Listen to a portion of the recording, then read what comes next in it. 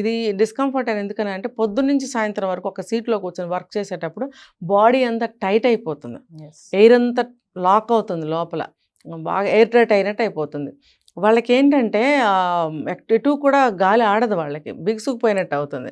So తప్పనిసరి పరిస్థితిలో వేసుకుంటారు, వెళ్తారు.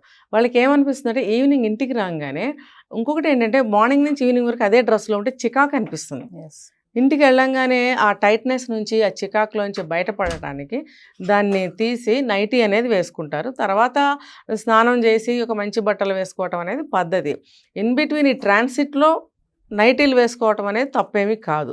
తర్వాత నైట్ టైంలో వేసుకోవటం అనేది కూడా తప్పు కాదు. వాళ్ళ వాళ్ళ బాడీ కండిషన్ ఒక్కొక్కరికి చూడండి, హెల్త్ బాగుండదు, చిన్న ఏజ్ అవ్వండి, పెద్ద ఏజ్ అవ్వండి, ఏదో ఒక అనీజీ ఉంటుంటుంది బాడీలో.